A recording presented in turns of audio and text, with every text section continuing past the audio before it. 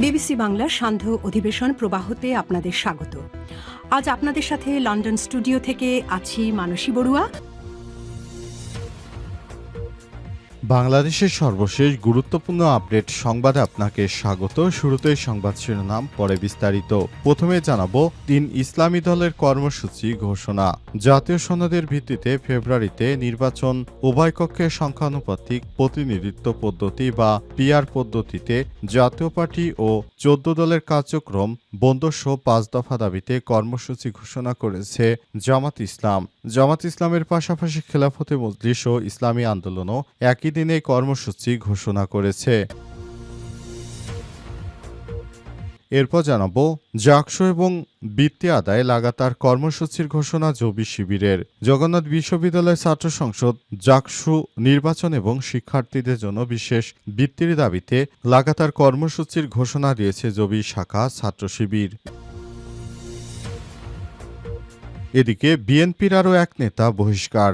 লক্ষ্মীপুরে বিএনপির আরও এক নেতাকে বহিষ্কার করা হয়েছে আজ রামগতি উপজেলার বিএনপি সাধারণ সম্পাদক সিরাজউদ্দিন স্বাক্ষরিত এক প্রেস বিজ্ঞপ্তির মাধ্যমে বিষয়টি নিশ্চিত করা হয়। বহিষ্কৃত চরোয়া রামগতি উপজেলার চরগাজী ইউনিয়ন বিএনপির সাংগঠনিক সম্পাদক। তার বিরুদ্ধে অনৈতিক কার্যকলাপের অভিযোগ পাওয়া গেছে। তিনি এক প্রবাসীর স্ত্রীর সঙ্গে একই ঘরে এলাকাবাসীর হাতে নাতে আটক হয়েছেন।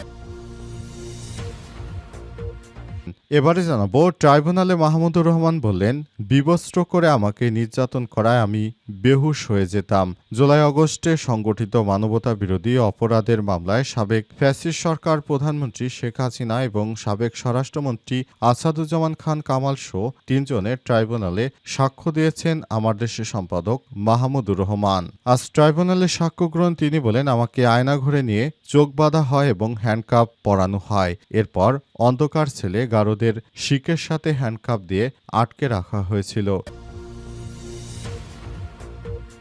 এবং সর্বশেষ জানাবো বাংলাদেশে নির্বাচিত সরকারের অপেক্ষায় ইউরোপীয় ইউনিয়ন বাংলাদেশ সরকারের সঙ্গে কাজ করার অপেক্ষায় রয়েছে বলে জানিয়েছেন বাংলাদেশে নিযুক্ত ইউরোপীয় ইউনিয়ন এর রাষ্ট্রদূত মাইকেল মিলার। আজ রাজধানীর ফরেন সার্ভিস একাডেমিতে এক মতবিনিময় অনুষ্ঠানে মিলার এই কথা বলেন। Association of former ambassador AFA মতবিনিময় অনুষ্ঠানের আয়োজন করে। প্রিয় দর্শক, এতক্ষণ শুনছিলেন সংবাদ শিরোনাম, এবারে বিস্তারিত। তবে তার আগে বন্ধুরা অনুরোধ থাকবে এই সংবাদটিতে একটি লাইক দিন। এই চ্যানেলে আপনি নতুন হয়ে থাকলে আমাদের সংবাদটি দেখতে দেখতে চ্যানেলটি সাবস্ক্রাইব করে রাখুন। কমেন্ট করে বন্ধুরা আপনার মূল্যবান মতামত জানিয়ে দিন আপনি বিশ্বের কোন দেশ থেকে বা বাংলাদেশের কোন স্থান থেকে আমাদের সংবাদটি দেখছেন এবং শুনছেন। আর বন্ধুরা এই সংবাদটি আপনার সোশ্যাল মিডিয়া ফেসবুকে শেয়ার করে বন্ধুদেরও দেখার সুযোগ করে দিন। এবারে বিস্তারিত। ৩ ইসলামিক দলের কর্মসূচি ঘোষণা। জাতীয় সনদের ভিত্তিতে ফেব্রুয়ারিতে নির্বাচন, উভয় কক্ষে সংখ্যানুপাতিক প্রতিনিধিত্ব পদ্ধতি বা পিআর পদ্ধতি এবং ১৪ দলের কার্যক্রম বন্ধসহ ৫ দফা দাবিতে কর্মসূচি ঘোষণা করেছে জামাত ইসলাম। জামাতের পাশাপাশি খেলাফতে মজলিস ও ইসলামী আন্দোলন একই দিনে এই কর্মসূচি ঘোষণা করেছেন। আরও ৪ দলের এই কর্মসূচিতে যোগ দেওয়ার কথা রয়েছে। কর্মসূচিতে অংশ হিসেবে ১৮ সেপ্টেম্বর ঢাকায়, ১৯ সেপ্টেম্বর বিভাগীয় শহরে এবং ২৬ সেপ্টেম্বর সারা দেশে জেলা উপজেলায় বিক্ষোভ মিছিল করবে দলগুলো। সোমবার ১৫ সেপ্টেম্বর রাজধানীর মগবাজারে আল ফালা মিলনায়তনে সংবাদ সম্মেলনে দলটির নায়েবে আমির ডা. সৈয়দ আবদুল্লাহ মোহাম্মদ তাহির এই দাবি করেছেন। তিনি বলেন, প্রত্যেকেই তার নিজ নিজ মতো কর্মসূচি পালন করবে, এটি যুগপুত বলছি না। ইতিহাসে ইসির রোডম্যাপ ঘোষণার একতরফা এবং অন্যায় হয়েছে মন্তব্য করে তারা বলেছেন, এই নির্বাচন একতরফাভাবে করা হবে। নির্বাচনে আমাদের সায় থাক বা না থাক, তারা হুটহাট করে নির্বাচন ঘোষণা করে দিল, এটা মানতে হবে।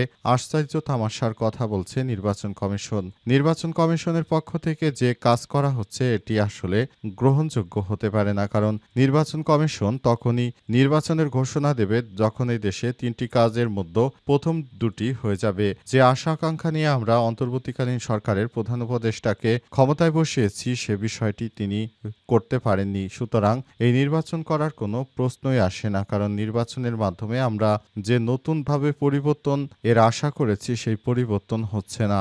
এটা আমাদের জন্য খুবই দুঃখজনক ব্যাপার। তাই আমরা এই কর্মসূচি ঘোষণা করতে বাধ্য হয়েছি।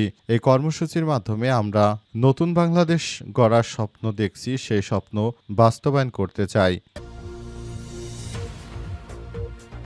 জাকসু ও বৃত্তি আদায়ে লাগাতার কর্মসূচির ঘোষণা জবি শিবিরের। জগন্নাথ বিশ্ববিদ্যালয়ের ছাত্র সংসদ জাকসু এবং নির্বাচন ও শিক্ষার্থীদের জন্য বিশেষ বৃত্তির দাবিতে আগামীকাল থেকে লাগাতার কর্মসূচি ঘোষণা করেছে জবি ছাত্র শিবির। সোমবার 15 সেপ্টেম্বর বিকাল 3টায় বিশ্ববিদ্যালয়ের ভাষা শহীদ রফিক ভবনে এক জরুরি সংবাদ সম্মেলনে এই ঘোষণা দেয় সংগঠনটি। এ সময় 1 মাসের মধ্যে ভোটার লিস্ট হালনাগাদ ও বিশ্ববিদ্যালয় প্রশাসনকে নির্বাচনের সময়সীমা নিশ্চিত করা এবং অক্টোবরের প্রথম সপ্তাহ থেকে বৃত্তির জন্য আবেদন গ্রহণ ও নভেম্বরের মধ্যে শিক্ষার্থীদের জন্য বিশেষ বৃত্তি দেওয়ার দাবি জানিয়েছে সংগঠনটির সংবাদ সম্মেলনে। জবি শিবিরের সভাপতি মোহাম্মদ রিয়াজুল ইসলাম বলেন, আমরা যমুনায় আন্দোলন করার সময় বৃত্তির ব্যবস্থা করার প্রতিশ্রুতি দিয়েছি। এতদিন কেটে যাওয়ার পরও বিশ্ববিদ্যালয় প্রশাসন একটা টাকাও দিতে পারে না। আমরা আমাদের ধৈর্যের শেষ সীমায় পৌঁছে গিয়েছি। বিশ্ববিদ্যালয় প্রশাসন আমাদেরকে নির্দিষ্ট সময়সীমা দিতে পারেনি। অক্টোবরের প্রথম সপ্তাহের ভেতরে বিশেষ বৃত্তির আবেদন সম্পন্ন করতে হবে। তিনি আরও বলেন, আমরা চাই যেন শিক্ষার্থীদের নির্বাচিত প্রতিনিধিরা তাদের দাবিদাহ তুলে ধরতে পারে। জাকসু নির্বাচনের জন্য একজন শিক্ষক, একজন আইন কর্মকর্তা নিয়োগ দিতে হবে, যারা এ বিষয়ে আমাদের হালনাগাদ তথ্য দিতে পারে। জবি শিবির বুঝে গেছে জাকসু বৃত্তি আদায় ভালো করার কাজ হবে না। লাগাতার আন্দোলনের বিষয় তিনি বলেন, আমাদের দাবি বাস্তবায়নের জন্য আগামীকাল থেকে আমরা লাগাতার আন্দোলন করে যাব। শুরুতে দেয়াল লিখন সংশ্লিষ্ট দপ্তরের সাথে দ্বিপাক্ষিক বৈঠক ও মানববন্ধনের মতো কর্মসূচি দেওয়া হবে। 1 সপ্তাহের ভেতরে আমাদের দাবি না মানলে আরও কঠোর আন্দোলনে যাব আমরা। এ সময় সংবাদ সম্মেলনে জবি শিবিরের সেক্রেটারি জেনারেল আব্দুল আলিম আরিফ সহ সেক্রেটারি বডি ইব্রাহিম খলিল, জাহেদ মুস্তাফিজ আহমেদ সহ অন্যান্য নেতাকর্মীরা উপস্থিত ছিলেন। বিএনপির আরও এক নেতা বহিষ্কার। লক্ষ্মীপুর বিএনপি নেতা বহিষ্কার করা হয়েছে। বিকেলে রামগতি উপজেলা বিএনপির সাধারণ সম্পাদক সিরাজউদ্দিন স্বাক্ষরিত এক বিজ্ঞপ্তিতে এই বিষয়টি নিশ্চিত করা হয়। বহিষ্কৃত সারোয়ার রামগতি উপজেলার চরগাজী ইউনিয়ন বিএনপির সাংগঠনিক সম্পাদক ছিলেন। স্থানীয় সূত্র থেকে জানা গেছে, নিজ এলাকায় একটি ঘরে পরকীয়া প্রেমিকের সঙ্গে অনৈতিক কাজ করতে গিয়ে স্থানীয়দের হাতে ধরা পড়েন।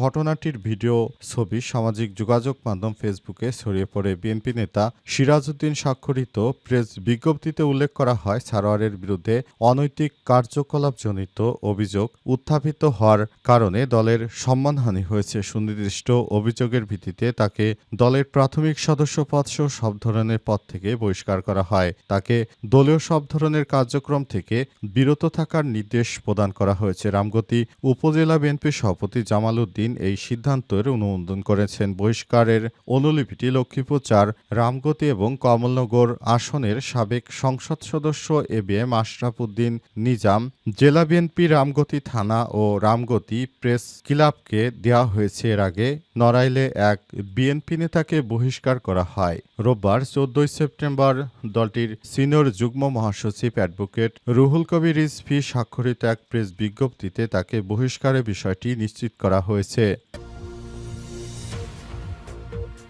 ট্রাইব্যুনালে মাহমুদুর রহমান বলেন, আমাকে বিবস্ত্র করে নির্যাতন করায় আমি বেহুশ হয়ে গেছি। জুলাই আগস্টে সংগঠিত মানবতা বিরোধী অপরাধের মামলায় সাবেক প্রধানমন্ত্রী শেখ হাসিনার বিরুদ্ধে সাক্ষ্য দিয়েছেন মাহমুদুর রহমান। তিনি বলেছেন, আমাকে যেভাবে শেখ হাসিনার কুখ্যাত সন্ত্রাসী গ্রুপ রিমান্ডে নিয়ে নির্যাতন করেছে, আমি মাঝে মাঝে বেহুশ হয়ে পড়েছি। আমার পায়ের তালুতে তারা সুচ ঢুকে দিত এবং শরীর থেকে সমস্ত রক্ত ঝরিয়ে দিত।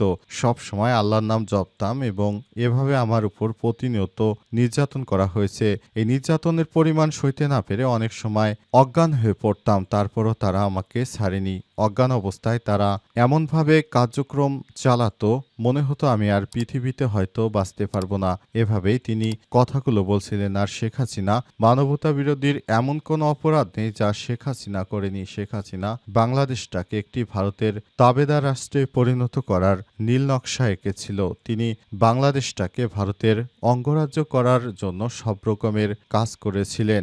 বাংলাদেশটাকে ভবিষ্যতে তিনি ভারতের হাতে তুলে দেওয়ার জন্য সব রকমের প্রচেষ্টাই সফল করতে চেয়েছিলেন বলে জানিয়েছেন তিনি। আজ ট্রাইব্যুনালে সাক্ষ্য গ্রহণে তিনি আরও বলেন, আমাকে আয়নাঘরে নিয়ে চোখ বাঁধা হয় এবং হ্যান্ডকাপ পরানো হয়। এরপর অন্ধকার সেলে গারদের শিকের সাথে হ্যান্ডকাপ দিয়ে আটকে রাখা হয়েছিল।